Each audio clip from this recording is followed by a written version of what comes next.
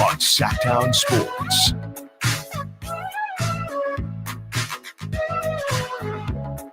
$12. Got you back a little earlier than 12 o'clock because that's just how we get down. We were talking about the streaming work because I know some of y'all got kids that are watching the streamers. My kid is nowhere near that age yet. I don't know what she'll be watching when she is a tween, whatever it is. But I know y'all got kids out there that are watching these streamers. And 916 says, Hot Ones is really good. If you haven't watched it, checked it out. Yeah, I mean, that's one of the OGs. I've seen clips, but I never sat there. And so I think what Kyle was saying, and I do kind of disagree, right? And I don't know, maybe that's just a millennial in me. I did look up that millennials go back to like 81. Yeah. So I'm not really an older millennial. I'm really a mid-millennial. So millennial kind of starts at, it's weird because it's like it starts officially in 84, but it's like if you're born in the years before it, you're like culturally still a millennial, right? Like people born in 1997 are technically millennials. Well, it ends in 96. Technically it ends in 2000, but 96 to 2000 is kind of like you can be a millennial or Gen Z. No, I'm telling you, I just looked it up. It says 96. I looked it up this weekend. 81 to 96? I know it's done in 96. Bottom line, there's some blur between the generations, right? Like I have to be Gen Z. I'm 2001. I have to be. There's no other way around it. Yeah, and that's where you belong. Yes. But I don't really relate all that much to people who are in, I guess I'd say high school right now. Like Dave's kids and I probably could relate on some points, but like that 6-year age gap kind of makes a big difference when you're as young as we are. Sure. But what I was saying was, Kyle, the whole idea of the replacing TV thing, I agree with you just as far as this is what kids are watching, but it's not, adults aren't watching streamers. It's replaced, I guess, I don't know, and this is going to be really sad to say, it's replaced like Boy Meets World, if you will, and maybe a little even younger than that. But Hot Ones, that represents YouTube changing, right? Hot Ones represents TV changing and watching shows via YouTube. Streamers, to me, that's a different kind of subset of that. So we were having that conversation. Texas saying, are your kids watching the streamers? And if you got any funny names for these streamers, tell us and we'll read them off. As we're going to get to the Anthony Slater piece on Jonathan Kuminga, but first we wanted to discuss this Domantas Sabonis proposed trade that I did not come up with, but feels a little bit more realistic. Okay, so this is from Sports Illustrated's Ryan Shea, and he crafted a trade proposal that would send Domantas Sabonis from the Sacramento Kings to the Detroit Pistons. All right, and this is the trade. Shea has the Kings sending Sabonis to the Pistons in exchange for Tobias Harris, Ron Holland II, Jalen Duren, and a 2026 and 2029 first-round pick. Respectfully, I'm calling shotgun. I'm not actually calling shotgun. I will drive you. He'll drive Sabonis to the airport. I mean, I really like Jalen Duren. He's shredded, by the way. I need to look up his workout regimen. Got that DK Metcalf going on. He is like, that is a man, okay? Tobias Harris, fine. Hey, come on down and be our Harrison Barnes. By the way, expiring contract for Tobias Harris. Beautiful. Ron Holland II, another young guy. So you're getting younger. You're getting 2 first-round picks. If the Pistons are doing this, they're truly going all in. And I don't know if they would, but you'd have to do that. The first comment will drive Sabonis to the airport. That is the first comment on this. Second comment, I accept this without even talking to anyone else. Okay? And then you have the Kings fan that is never enough. Heck no. Need 2 more first rounders. Come on, man. This is what fans do. Sure. This is what fans do. But me personally, Kyle, this is no disrespect to Domantas Sabonis. I'm doing this deal, man.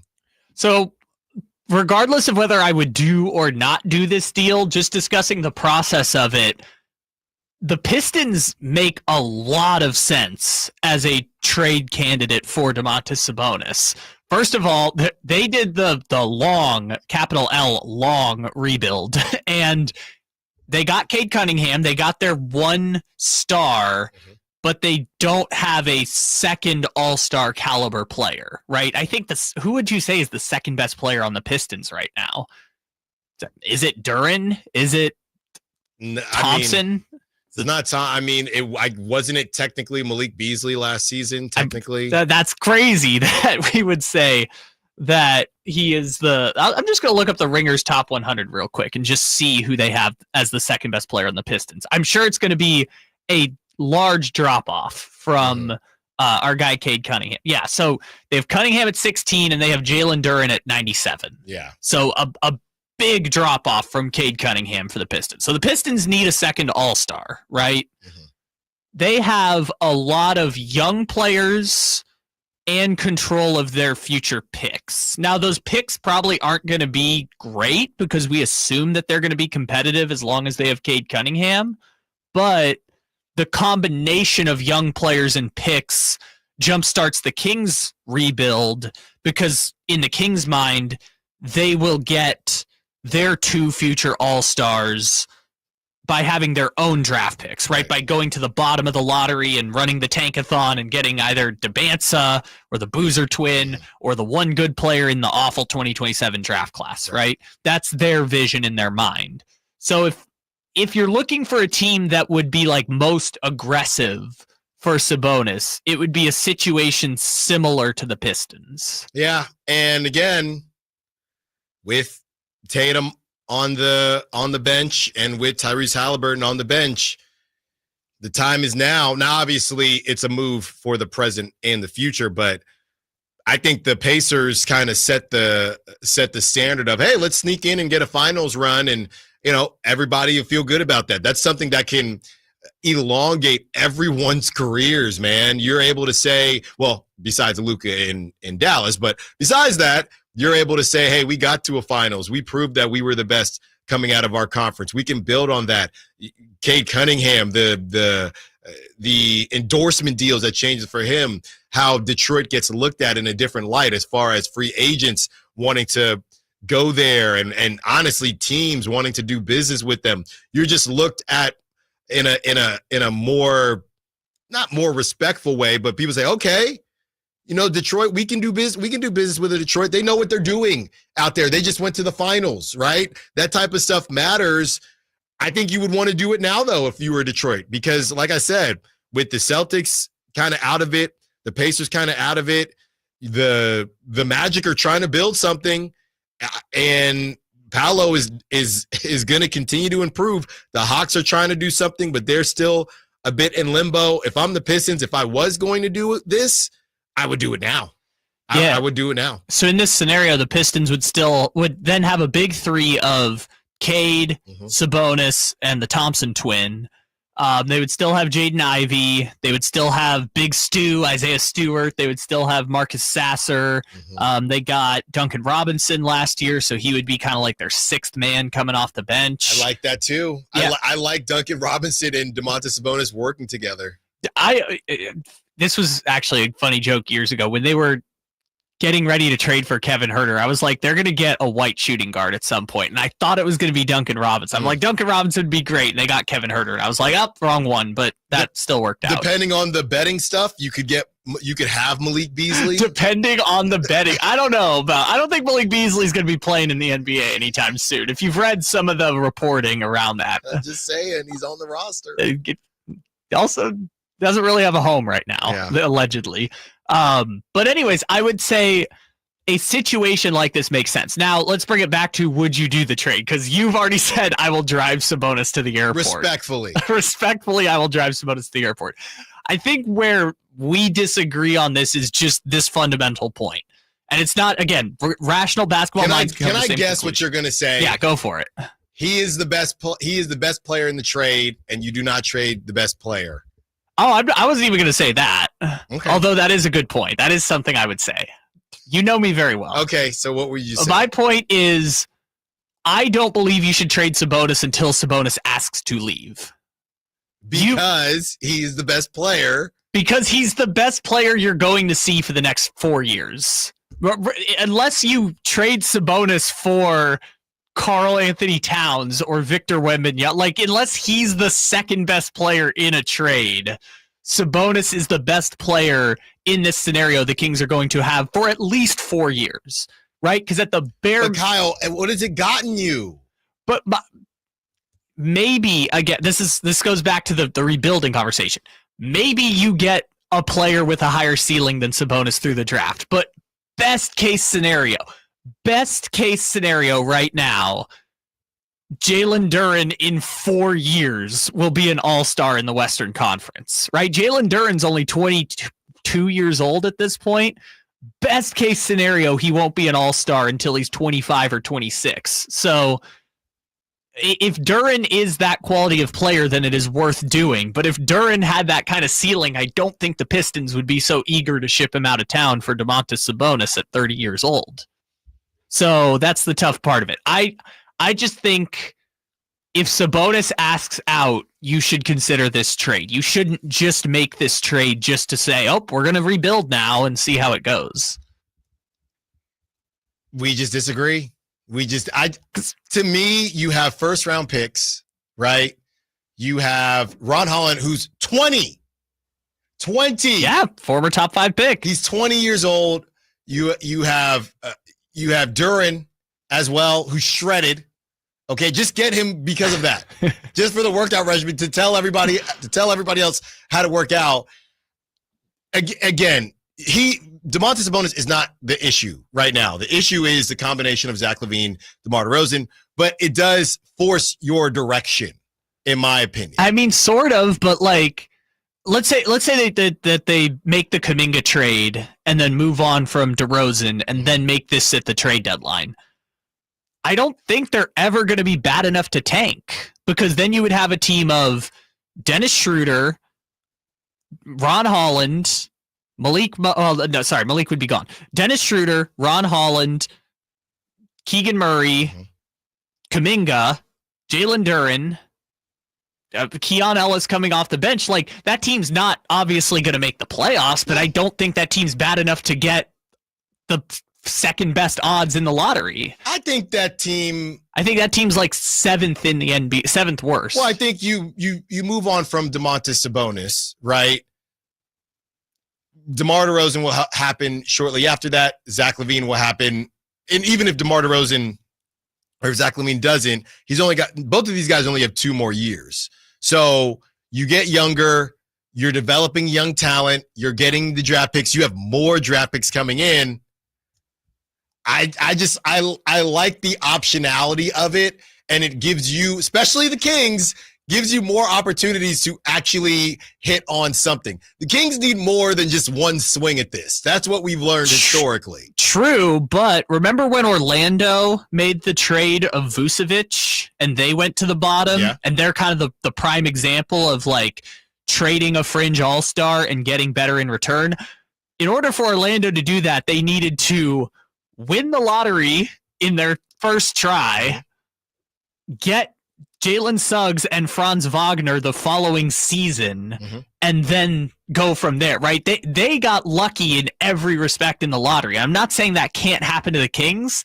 It's just not a good enough reason in my mind to trade Domantas Sabonis. Is like, hey, we could do what Orlando did. Yeah, Orlando got super freaking lucky. But, okay, let me toss it back to you. You say do not trade Domantas Sabonis until he asks for the trade. So are you saying that you still want to, I guess, tweak other parts of the roster and see if you can win with Domantas Sabonis? Because it kind of feels like you're just delaying the inevitable. Are you saying, well, if DeMar DeRozan wants out, we could bring in somebody that works better? Like why are you waiting? Is it just a principle thing? Well, maybe I'm waiting for Sabonis to not be an all-NBA player anymore, right? Like, if in 2 years he's now Vucevic on the Bulls, then like, sure, that's fine. He's 33 years old. Probably the best years of his career are past him. That's fine. I'm saying if he continues to produce at an all-NBA level, you just keep signing him to extensions for as long as he's willing to, or as long as he's able to play at an all-NBA level. Mm-hmm.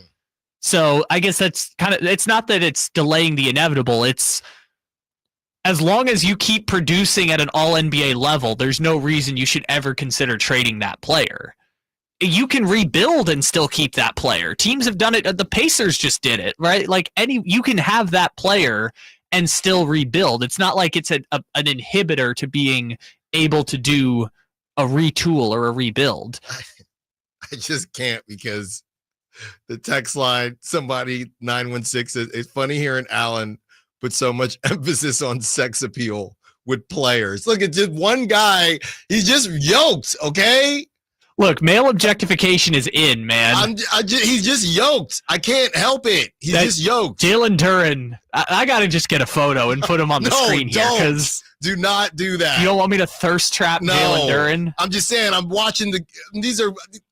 just watching the game. I'm thinking, goodness gracious, it's ridiculous. Yeah, that is a beefy All right, boy. Now we've gone too far. We have the meat. The 916 says, what is actually happening here?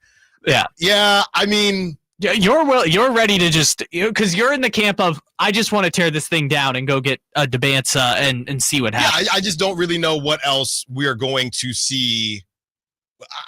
You move on from DeMar DeRozan, you move on from Zach LaVine, and you're trying different things with Domantas Sabonis. It hasn't worked. And look, part of that is because, or I would say, it's not that I initially want to move on from Domantas Sabonis, but they kind of wasted their, I guess, second opportunity with Domantas Sabonis in their decision of keeping Zach LaVine or trading for Zach LaVine. If they would have just taken a second, taken, I guess, a different package, if you will. And it could even go back to DeMar DeRozan. I know we've said, hey, they didn't get a lot of time, or they got the 30 games, whatever it was. And that's true, the less than 30 games because of injury. And that's true.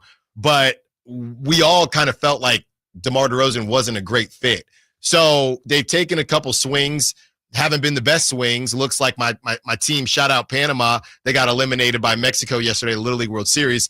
I might need to go drive out there. I might need to fly out there because looks like my homies, they never seen a curveball before. But so it wasn't not great swings, but they did take swings while having Domantas Sabonis, and I just don't want to see them attempt to take another swing. I just think it's over.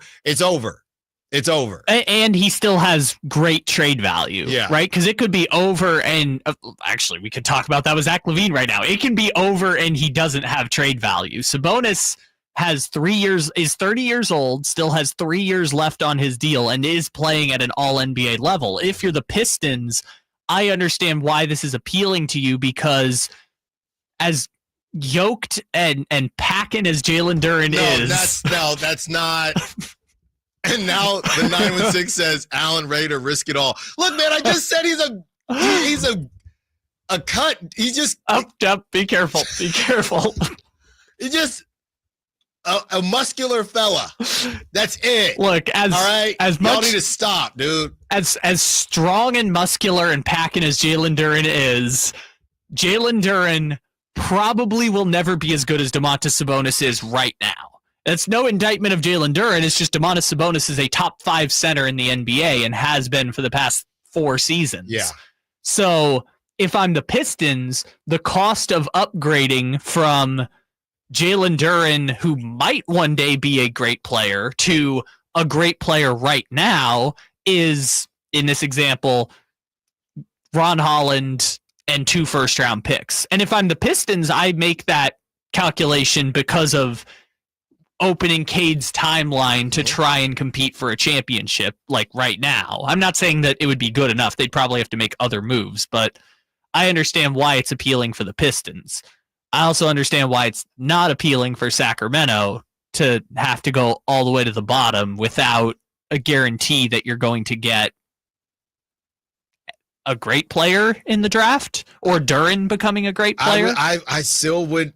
It's just a risk I'm willing to take, because even if it doesn't work, you're still putting yourself into position to give yourself other bites at the apple in 2026. I know 2027, the draft class isn't supposed to be great, but it just gives you more opportunities. I've seen enough. Okay. 530 Joe from the 530 says, Allen, I make the trade if you trust Scott Perry. Why are the Kings so content on battling for the play-in? Dump these big salaries and get younger. Kings fans will always show up and support. That's from Joe from the 530. And I know there are certain Kings fans out there that, hey, I don't want to stink, right? I'd rather try to go for it. And I respect the heck out of that. You know, you play to win the game. And I'm not saying I don't want the Kings to win the game. I've said it before. This show, my career, it all works better or more smoothly when the Kings are good. But I think on the other end, we would all look at a teardown with a plan more positively than we would look at a teardown with no plan. And I'll just use names. If it was Monty McNair doing the teardown, I think a lot of people would be worried about it, right? I think personally, more people would trust Scott Perry in a teardown, and this is a hybrid teardown. To Kyle's point, they're not going to be terrible, right? They're not going to be awful. They're going to miss the playoffs, which they're probably going to do now. Just with they'd just be doing it with cheaper salaries. So that's why I would do it. It's not about not wanting Domantas Sabonis on the team. It's not about not thinking Domantas Sabonis isn't the best player in the conversation of that trade. It's simply about giving your team a direction and giving them a lane that they do not currently have. Because right now, how many people actually think the Kings are going to compete? I don't even know how much of Sacramento thinks the Kings are going to compete. Sacramento Kings fans. I think there are people that are trying to be optimistic. That's me saying they'll go 13-7, and then I saw the first 20 games. And then you gave up. And now you're ready to drive Sabonis to the airport. No, now I'm back. Now I'm standing on business. 13-7. Please. Okay, I guess if I were to play devil's advocate for myself too, right, is that if Jalen Duren is, because I'm essentially looking at this as Duren is your best shot at becoming a future All-Star, right? I have no idea what the picks are going to be. I have no idea, we'll let the lottery play itself out. Ron Holland. He's 6'8". That's all I need to know. Combo guard. That's all I need to know. My thing is, like, if you go this route, Duren would get all the runway in the world to become a great big, right?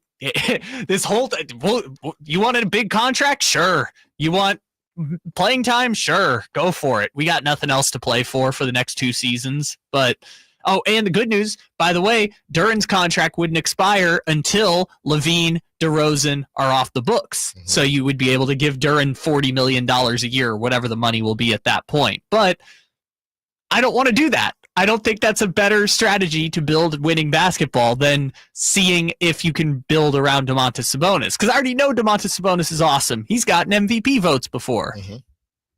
I don't think Duren's ever going to get an MVP vote. Best case scenario. No, but I'm not really focused on Duren. I'm not focused on Duren being the best player. I'm focused on the collection of talent that the Kings are acquiring, and I'm focused on giving the Kings an actual direction instead of this. Some people would say, not me, some people would call it a bit of a facade. Sure, but how are they going to get to be a top 4 seed in your mind? What is the thing that's going to get them? What, in a couple years? Yeah, in 4 years. I don't have to know. But I don't have to know. But I know that they have more chances of doing that. I don't have to know, and I would tell you they still have a better chance of doing it in this plan than their current plan. That's just how I feel about it, though. That's totally fair. Is that, hey, maybe we can pull up the tankathon now. Maybe the odds, right. Maybe the odds will be ever in our favor. And they're gonna be run it, Kyle, on a Monday in the tundra. Come on. Now, if you're just now joining us, we are running the Tankathon Draft Lottery Simulator every single day. trying to make ourselves feel better about what happens just in case the Kings aren't very good this season. This is a form of hope. And today, with the 4th pick in the 2026 NBA draft, the Kings select Babatunde. I don't know if he'll go that high. Yeah, sure. Reclassified Babatunde. Welcome back, Optimistic Allen. There we go. So they do the deal. This is why you do the deal, Kyle. So you would have, in this scenario, Dennis Schroeder, still Zach LaVine taking playing time away from Ron Holland. Yeah, for now. I guess Tobias Harris taking playing time away from someone else. But for a year. Yeah, let's say. No, run him off the bench. It's a year. Sure. Kaminga, potentially. Wait, the Kings got Kaminga? Oh, wait, so we're not doing Kaminga in this scenario? I'd love to. Sure, throw him on. All right, Kaminga, Keegan, Duren. Oh, my goodness. That is a young, athletic, hungry, bad team. Well, you know what's so funny? Bringing it back to you and your guy Duren. On the Ringers Top 100, literally their description for him says, mammoth big cut from granite. See, it's not just me. See, the Ringers thirsting over Jalen Duren, too. It's not just me, dude. What we need is Jalen Duren to do the DK Metcalf photo shoot. No, No, I'm just saying, dang, I look at him and I do not miss my workout that day. Real lack of shirtless pics on the internet of Jalen Duren. I'm a little disappointed. That's the work computer. This is crazy. On the other side, let's have a very typical summer conversation, okay? Do you mind whether or not players on your team play during the summer? Luka Doncic avoids a catastrophic injury, gets a knee contusion. But we've seen this before. Where is the line where these players should start and stop playing? Allen Stiles, Sactown Sports.